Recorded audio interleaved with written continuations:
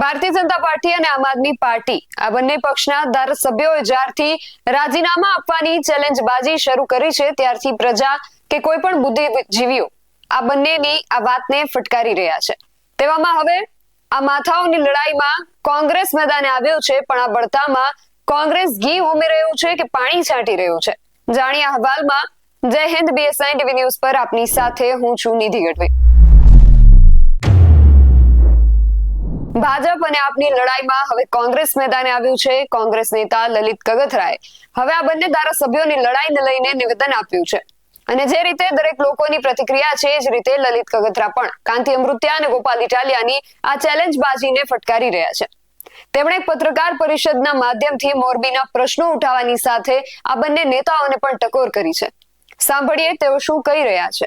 તમામ પ્રેસ મીડિયાના મિત્રોને આજે મોરબી જિલ્લા કોંગ્રેસની કાર્યાલયે હૃદયપૂર્વક આવકારું છું। ઘણા સમય પછી આપ લોકોને મળવાનું થયું છે। આપ સૌનો એક જ અમારા પ્રમુખ શ્રી કિશોરભાઈ અને પુષ્પરાજસિંહના આમંત્રણથી માન આપીને આપ સૌ બધા અહીંયા આવ્યા છો, તો આપ સૌનો હૃદયપૂર્વક પહેલાં આવકારું છું। આપ સૌ જાણો છો કે જે રીતે મોરબીની હાલત છે, આજે બદથી બદતર ખરાબ હાલત મોરબીની છે, એ તમે બધા જ મીડિયાએ ઉજાગર કરી છે, એ બદલ પણ આપનો એક હૃદયપૂર્વક આભાર માનું છું। મોરબીમાં વર્ષોથી આ ભારતીય જનતા પાર્ટીનું શાસન છે।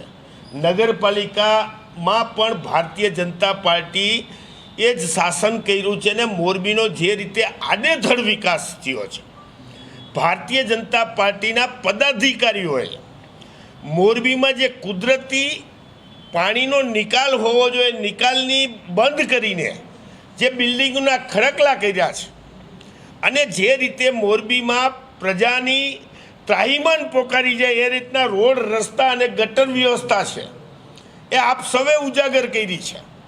ભારતીય જનતા પાર્ટી જે રીતે વાત કરીને શાસન ઉપર આવીને આજે મોરબીની આ હાલત છે મિત્રો, એ બાબતમાં આપને સૌને અહીંયા અમે બોલાવ્યા છે કે આ આવતા સોમવારે સવારે 10:30 વાગે મોરબીની તમામ જનતાને લલિત કગથરા અને કોંગ્રેસ પાર્ટી અપીલ કરે છે કે અમે મોરબી નગરપાલિકાના ઓફિસ ઉપર ઘેરાવ કરવાના છે અને એમાં તમામ નગરજનો, પ્રજાઓ, બહેનો, માતાઓ સાથે એક અવાજ બનીને એક વાત કરીને આ મોરબીના પ્રશ્નોની વાચા આપવા માટે સરકાર સામે લડાઈ કરીએ।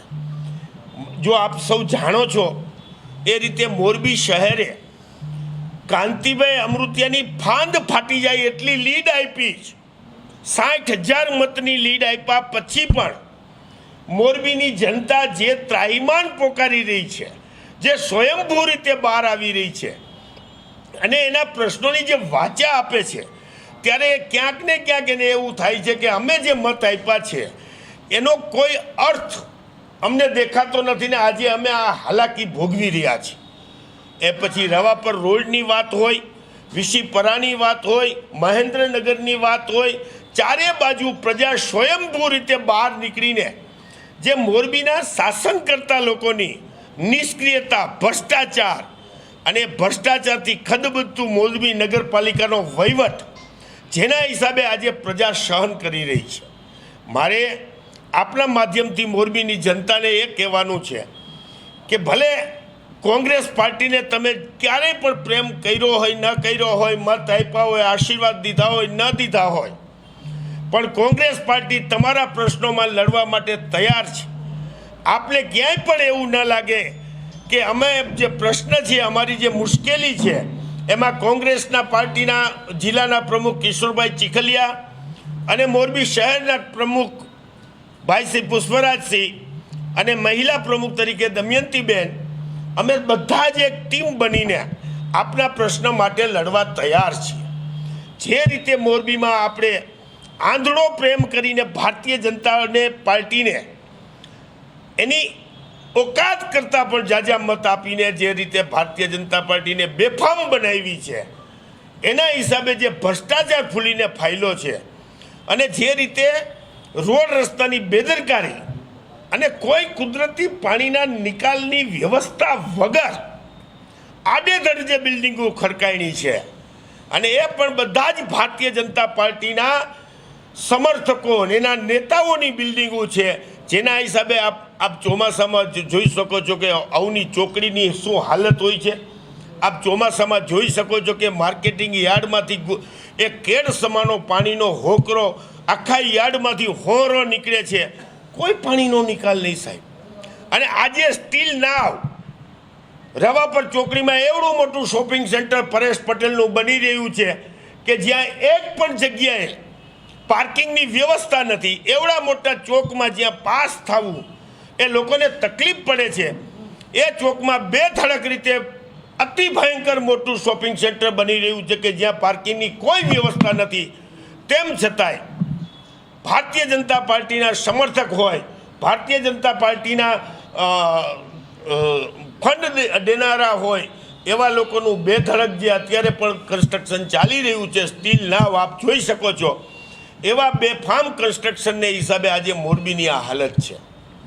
મારે આપ સૌ પ્રેસના મીડિયાને માધ્યમે આપને કહેવાનું છે કે જે કોંગ્રેસ પાર્ટીએ સોમવારે 10:30 વાગે મોરબી નગરપાલિકાની સામે જે અવાજ ઉઠાવવા માટે, મોરબીની જનતાને અવાજ ઉઠાવવા માટે થઈને મોરબી નગરપાલિકાનો ઘેરાવ કરવાનો જે કોંગ્રેસ પાર્ટીએ કાર્યક્રમ આપ્યો છે, તેમાં મોરબીની તમામ જનતાને છૂટા વેરાઈને આપણે આંદોલન કરશું તો એનું કોઈ પરિણામ નહીં આવે, પણ બધા સાથે મળીને કોઈ કોઈને ખાટવો નથી ને અમારે કોઈ તમારા પ્રશ્નો સાથે બેધડક ઊભું રહેવું છે, એ ભાવના સાથે અમે તમને આહ્વાન આપીએ છીએ કે મોરબી નગરપાલિકાનો ઘેરાવ કરવા માટે સોમવારે 10:30 વાગે તમામ મોરબીની જનતા પોતાના પ્રશ્નોની વાંચવા માટે આવે.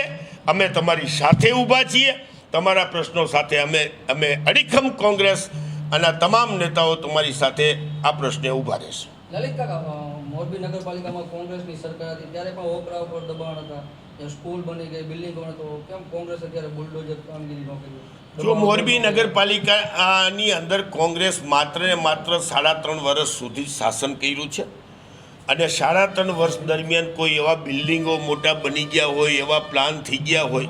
તમારો આ પ્રશ્ન છે એની સામે હું તમને એમ કહું છું કે મોરબીમાં છેલ્લા 20 વર્ષથી આ ભારતીય જનતા પાર્ટીનું શાસન છે, તો એમાં તમને કેમ નથી એમ થતું કે આ કેમ બિલ્ડિંગો બની ગયા, કેમ આ હોકળાઓ બંધ થઈ ગયા, કેમ કુદરતી પાણીના નિકાલો કેમ બંધ થઈ ગયા, કોના પ્રતાપે આ શોપિંગ સેન્ટરો બધા જીઆઈડીસીમાંથી માંડીને તમામ જગ્યાએ કોના પ્રતાપે ઊભા છે?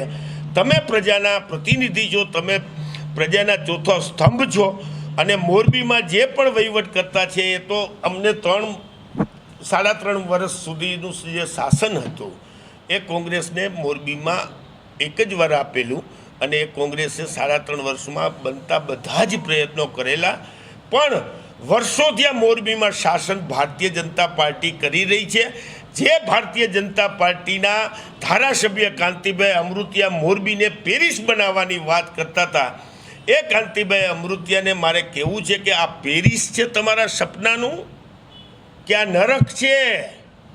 આ મોરબીને તમે નરક બનાવીને બેઠા છો અને મોરબીની જનતાએ તમને આવડી મોટી લીડ આપી છે કે માણસને લીડ સાંભળીને પણ એમ થાય કે આહો આટલું બધું, અને તેમ છતાંય આજે મોરબીની આ હાલત છે એ બહુ સ્પષ્ટ છે. ગઈકાલે જે મોરબી કલેક્ટર ઓફિસે બેઠક યોજાણી, ભાજપના પૂર્વ કાઉન્સિલરો, ભાજપના આગેવાનો અને અધિકારીઓ સાથે જે તમામ તૈયારીઓ શરૂ કરી દેવામાં આવી છે, આ બાબતે શું કહેશો? આ બેઠક બાબતે શું કહેશો? બેઠક મળી હોય, એમાં કંઈ વાત થઈ હોય તો એ મારા ધ્યાનમાં નથી, પણ મારે આપને એ કહેવું છે કે આ બેઠક ક્યારે મળી? સ્વયંભૂ બહેનો દીકરીઓ થાળીઓ લઈને બાયણે નીકળી, રોડ રસ્તા બંધ કર્યા, બ્લોક કર્યા, ત્યારે હવે તમે જાગો છો? તો શેના માટેનું તમારું શાસન છે? આ 28 વર્ષથી આ ગુજરાતમાં શેના માટેની તમે વાતો કરો છો? આ પેરિસ બનાવવાની શેના માટે તમે પ્રજાના સુખાકારીની વાતો કરો છો? આમાં ક્યાંય તમને પ્રજાની સુખાકારીનું, હવે પ્રજા જ્યારે બાયણે નીકળે, મોરબીમાં હોનારત થઈ જાય પછી પગલાં લઈએ, આવા પુલ તૂટી જાય, 20-20 જણા ઓફ થઈ જાય, તમામ લોકો એને કહે, તમામ લોકો લેટર લખે કે ભાઈ આ પુલની મરામતની જરૂર છે, તેમ છતાંય સરકાર સૂતી રહીએ અને હવે કુંભકર્ણની નિંદરમાંથી ઉઠે અને પછી મિટિંગો કરે તો હાલાકી એટલી તાત્કાલિક પૂરી નથી થઈ જવાની. લલિતભાઈ, જે બંને સામે એક મુદ્દો મહત્વપૂર્ણ છે. વિસાવદર બાદ હવે મોરબી સૌરાષ્ટ્રની રાજનીતિમાં ચર્ચામાં છે. બંને રાજીનામાની વાત કરી છે. એક રાજકીય આગેવાન અને પૂર્વ ધારાસભ્ય તરીકે આપ શું માનો છો? આપી શકે કે ન આપી શકે? શું પ્રોસિજર હોય છે? આછકલાય, છીછરાપણું, છોકરાઓપણું આ તમામ નેતાઓમાં દેખાઈ રહ્યું છે. બંને નેતાઓમાં આ કોઈ તમારી મિલકત નથી કે હું વેચી નાખું. વિસાવદરની જનતાએ અને મોરબીની જનતાએ કેટલાય પડકારો સહન કરીને તમને મત આપ્યા છે. ચેલેન્જો મારવી હોય તો કાંતિભાઈ અમૃતિયા અને ગોપાલ ઇટાલિયાને હું અહીંથી ખુલ્લા મંચ ઉપરથી કહું છું કે પ્રજાના પ્રશ્નો સોલ્વ કરવાની ચેલેન્જ આપો.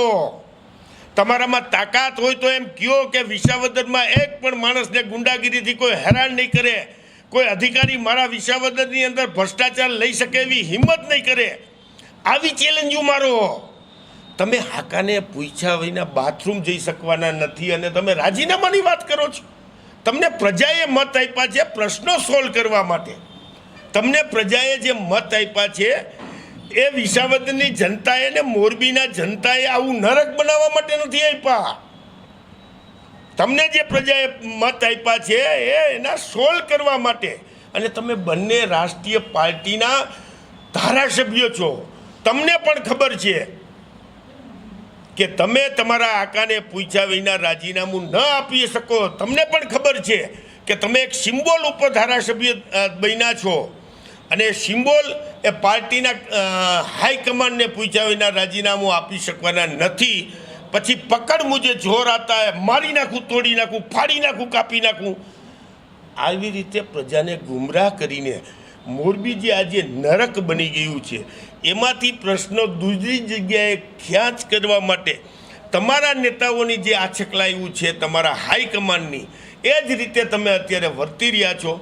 ભાઈ શ્રી ગોપાલભાઈ અને વડીલ મુરબ્બી કાંતિભાઈને મારી નમ્ર વિનંતી છે કે તમારે બેયને ચેલેન્જો આપવી હોય તો પ્રજાના કામ કરવાની ચેલેન્જો આપો. મારી મોરબીમાં કોઈ લુખાગીરી નહીં કરે, કોઈ ગુંડાગીરી નહીં કરે એની ચેલેન્જ આપો. મારી મોરબીને પેરિસ ન બનાવો તો કાંઈ નહીં, પણ અત્યારે જે સામાન્ય માણસ જીવી શકે, રોડ રસ્તા ઉપર ચાલી શકે એવા રોડ રસ્તા બનાવો, ગટર વ્યવસ્થા સાફ કરો. વિસીપરામાં જઈને આવો નરક દેખાશે. આ ચેલેન્જો આપો. ગોપાલભાઈ, તમે વિસાવદરમાં ચેલેન્જ આપો કે આવડા પડકારોની સામે પ્રજાએ મને મત આપ્યા છે. હું અહીંયા વિસાવદર ફર્યો છે, લોકો એમ કહેતા કે આ વખતે તો ગોપાલ જ, બીજી વાત કાકા તમે કરોમાં. એ પ્રજાએ કેટલા પડકારોની સામે તમને મત આપ્યા છે, તો એ પ્રજાના પ્રશ્નો સોલ્વ કરવાની વાત કરો. ચેલેન્જો કરવાનું બંધ કરો. આ ચેલેન્જોથી તમે કોઈ રાજીનામું દેવાના નથી. પ્રજાને ખોટી ગુમરાહ કરો. જે રીતે વાત કરીએ તો મોરબીની અંદર જે પ્રશ્નો અત્યારે ઊભા છે આ દર વર્ષે હોય છે અને દર વર્ષે હોય છે એટલે કોંગ્રેસે એનાથી સારી રીતે વાકેફ છે કે આ બધા પ્રશ્નો ચોમાસામાં થાય છે. તો ચોમાસા પહેલા આ બધી રજૂઆતો કોંગ્રેસે કેમ ન કરી? જુઓ ભટજી, આપને બહુ સ્પષ્ટ કહું કે મોરબીની પ્રજા ભારતીય જનતા પાર્ટીને આંધળો પ્રેમ કરે છે. તમે ને હું બંને જાણીએ છીએ. કોંગ્રેસ વ્યક્તિ તરીકે એને એવું થાય છે કે કોંગ્રેસવાળા આવશે તો અમારા પ્રશ્નો નહીં પતે. અમે આજે પણ તમારા માધ્યમથી મોરબીની જનતાને કહેવા માગીએ છીએ કે કોંગ્રેસ એક જ સબળ વિરોધ પક્ષ છે. તમારા પ્રશ્નો માટે લડવા માટે તૈયાર છે. પણ તમારામાં જે ડર ભારતીય જનતા પાર્ટીએ નાખી દીધો છે કે લલિત કગથરા કે કિશોર ચીખલિયા આવશે તો અમારા પ્રશ્નોને ભાજપવાળા નહીં કરે, એ જે તમારી માનસિકતા છે એ માનસિકતા સુધારવાની જરૂર છે. ભારતીય જનતા પાર્ટીના કોઈ પણ આકાઓ તમારા પ્રશ્નોની સોલ્વ નહીં કરે. આજે પણ કાંતિભાઈ અમૃતિયાને મારે કહેવું છે કે તમે ધારાસભામાં જઈને ક્યારે કીધું કે મોરબીની મારી આ હાલત છે? તમે પ્રશ્નો તો ઉઠાવો. અમે ધારાસભ્ય હતા, મોરબીના સિરામિક ઉદ્યોગથી માંડીને તમામ જાતના પ્રશ્નોની ધારાસભામાં વાત કરેલી. તમે બોલી ના શકો. તમને આકાને પૂછ્યા વિના એ પાર્ટીના તમે ધારાસભ્યો છો. અને પછી તમે આ વાત કરો અને તમને કહું કે આટલા વર્ષોથી અમે મોરબીમાં છે જે રીતે મોરબીનો આડેધડ ભારતીય જનતા પાર્ટીએ વિકાસ કર્યો છે, આડેધડ, અને માત્ર એના પદાધિકારીઓને આર્થિક ફાયદો થાય એટલા માટે હોકડાઓ ઉપર જે બિલ્ડિંગો બાંધી દીધી છે, જે રીતે આ જ ભારતીય જનતા પાર્ટીના નેતાઓ જે મહુડા બન્યું હતું એ મહુડાનો વિરોધ કરીને મોરબીને જે નરકમાં ફેરવરાયું છે, એના કોઈ પણ જો પાપના ભાગીદાર હોય તો એ ભારતીય જનતા પાર્ટીના પદાધિકારીઓ છે. અજીતભાઈ, આંદોલન છે તેને અવસરમાં ફેરવવામાં આવ્યું તેવી એક વાત સામે આવી છે.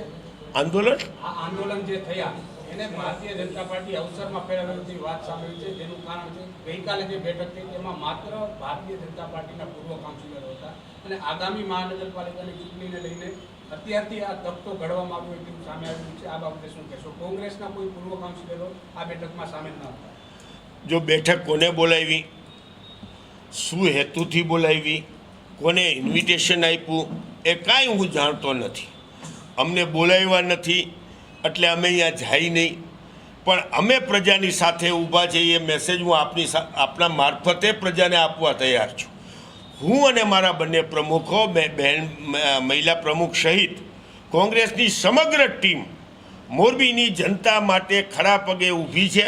જ્યારે પણ તમે અવાજ કરશો કે લલિત કાકા અહીંયા આવો કે કિશોરભાઈ અહીંયા આવો, અમારી આ સોસાયટીનો પ્રશ્ન છે, તમે બોલાવશો તો, આ બહુ સ્પષ્ટ મારી વાત સાંભળી લેજો, તમે પાર્ટી સોસાયટીમાંથી બોલાવશો તો અમે તમારા પ્રશ્નો તરિયા સુધી લડી લેવા માટે તૈયાર છે. ટૂંક સમયમાં જ્યારે નગરપાલિકાની ચૂંટણી આવે ત્યારે સભાના તમામ રાજકીય પક્ષો સક્રિય બન્યા છે, શું કહેશો? બિલકુલ નહીં. પ્રજા સક્રિય બની છે બાપુ, અને પ્રજાને કોઈ ઉઠાડવા જે બાયણે ન આવે. આ એ બેનું દીકરીઓ છે કે જે કોઈ બહાર કોઈ દિવસ નીકળે નહીં, એ દીકરીઓ અને બેનું બહાર નીકળીને થારીઓ વગાડે છે. એનો મતલબ એમ છે પ્રજાને આક્રોશ પરમ સીમાએ પહોંચી ગયો છે. એને ક્યાંક ને ક્યાંક એવું ભૂલ લાગે છે કે આ ભારતીય જનતા પાર્ટીને જે અમે આંધળો પ્રેમ કર્યો છે એનું આ પરિણામ છે. અને અમે માનીએ છીએ કે ભારતીય જનતા પાર્ટીને જે રીતે રવાપર વાળો વિસ્તાર હોય, લલિત કગથરાને કેવો ધોકાયો છે વાહામાં, હજી જુઓ તમે કાબરા અહીંયા ડાઘ છે. રવાપરની પ્રજાએ અમને કોઈ દી પ્રેમ નથી આપ્યો. ભારતીય જનતા પાર્ટીને બેફામ મત આપ્યા છે. ગમે તેવા ચમરબંધીને પણ ઘરે બેસાડી દીધા છે. એ જે આંધળો પ્રેમ કર્યો છે ભારતીય જનતા પાર્ટીને, એનું પરિણામ અત્યારે મોરબીની જનતા ભોગવી રહી છે એવું દેખાઈ આવે છે. લલિતભાઈ, જે રીતે ગેરકાયદેસર બાંધકામનું તમે કીધું, ગેરકાયદેસર બાંધકામોના લીધે પાણીના નિકાલ બંધ થઈ ગયા છે અને મોરબીની પરિસ્થિતિઓ વધારે ખરાબ થઈ છે, કોંગ્રેસ શું સ્ટેન્ડ લે છે, આમાં શું કરવું જોઈએ? બહુ સ્પષ્ટ વાત એ છે કે આપણા નિયમ છે કે તમે કુદરતી વહેણને બંધ ના કરી શકો. જે વર્ષોથી હોકળા હોય, જે પાણીનો કુદરતી વહેણ હોય, જે નિકાલ હોય, એ નિકાલને તમે બંધ કરીને ત્યાં તમે કોઈપણ જાતના પાણીના નિકાલની વ્યવસ્થા વગર બિલ્ડિંગો બાંધો તો એ પાણી ભરાઈને જવાનું ક્યાં? એને મૂળ જગ્યાએ જવા માટે થઈને એ પછી ચારે બાજુ ફેલાવાનું, એ રોડ રસ્તા ધોઈ નાખવાનો. અમે તો સ્પષ્ટ કહી છીએ કે જાયગા ત્યાંથી સવાર, જો તમારામાં તેવડ હોય, અમારું તો શાસન છે નહીં. હું ચેલેન્જ મારું છું કાંતિલાલ અમૃતિયાને અને ભારતીય જનતા પાર્ટીને, ભૂપેન્દ્રભાઈ પટેલને, તમારામાં તેવડ હોય તો મોરબીના ગેરકાયદેસર બાંધકામ થયા છે એ તમામ ડિમોલિશન કરવાનું ચાલુ કરો. એક રોડ ઉપર નાની કેબિન હોય, કોઈ નાનો માણસ પોતાના રોટલા ઘરના કાઢતા હોય, એની કેબિનો તોડીને તમે છાતી ફૂલાવાનું બંધ કરો. તમારામાં તેવડ છે? આવો હું તમને બતાવું. આટલા ગેરકાયદેસર બિલ્ડિંગો મોરબીમાં ઊભા છે જ્યાં પાણીનો નિકાલ કાયદા વગરના કરી નાખ્યા છે, જ્યાં પાર્કિંગની વ્યવસ્થા નથી અને બેખામ રીતે ખડકી દીધા છે. એ તોડો, અને એ તોડવાની તમારામાં હિંમત હોય તો જ તમે વાત કરો. ને એ તમારે ડિમોલેશન કરવાની તાકાત હોય તો પહેલાં તમે અત્યારે ચાલુ બાંધકામ છે એને તો રોકાવો. આ પરેશ પટેલ રવાપર ચોકડી ઉપર ખડકી રહ્યા છે બહુ મોટું બિલ્ડિંગ, પાર્કિંગ છે જ નહીં. એ બધા દુકાનોવાળા એની ગાડીઓ નાખશે ક્યાં? એ પછી રોડનું ટ્રાફિક પેદા થવાનો જ. એનું સોલ્યુશન તમારે કરવાની તેવડો ને હિંમત હોય તો પહેલું તો કામ અટકાવો ને બીજા જે કામ ખોટા થઈ ગયા છે ને બંધ કરાવો. લલિત કાકા, મચ્છુ નદીમાં એક સ્વામિનારાયણ મંદિરની દિવાલ ગેરકાયદેસર બની, એના વિશે શું કહેવું તમારું?